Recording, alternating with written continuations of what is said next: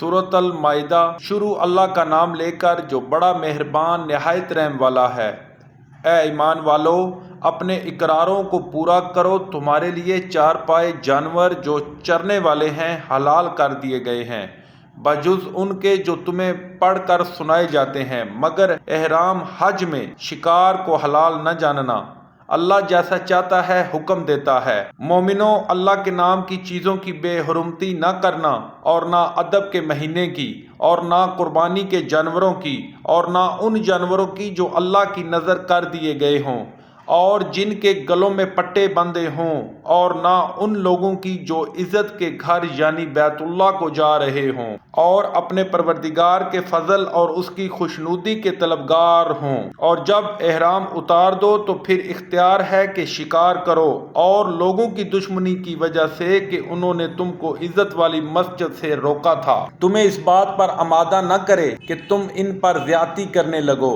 اور دیکھو، نیکی اور پرہیزگاری کے کاموں میں ایک دوسرے کی مدد کیا کرو، اور گناہ اور ظلم کی باتوں میں مدد نہ کیا کرو، اور اللہ سے ڈرتے رہو۔ کچھ شک نہیں کہ اللہ کا عذاب سخت ہے۔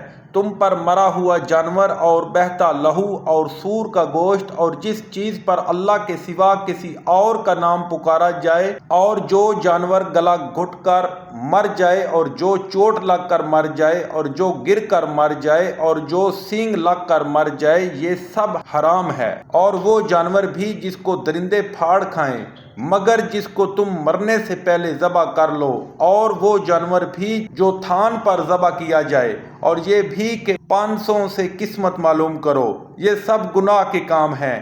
آج کافر تمہارے دین سے نا امید ہو گئے ہیں، تو ان سے مت ڈرو اور مجھی سے ڈرتے رہو۔ اور آج ہم نے تمہارے لیے تمہارا دین کامل کر دیا اور اپنی نعمتیں تم پر پوری کر دیں، اور تمہارے لیے اسلام کو دین پسند کیا۔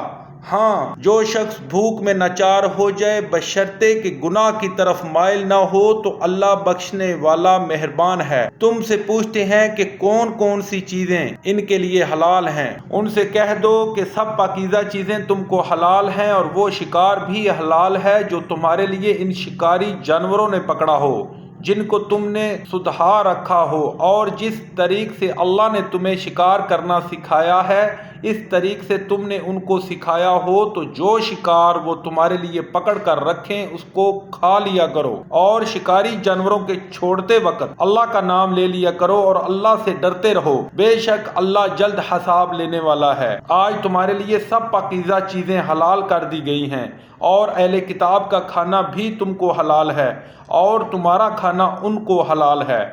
اور پاک دامن مومن عورتیں اور پاک دامن اہل کتاب عورتیں بھی حلال ہیں، جبکہ ان کا مہر دے دو، اور ان سے عفت قائم رکھنی مقصود ہو، نہ کھلی بدکاری کرنی اور نہ چھپی دوستی کرنی۔ اور جو شخص ایمان سے منکر ہوا اس کے عمل ضائع ہو گئے، اور وہ آخرت میں نقصان پانے والوں میں ہوگا۔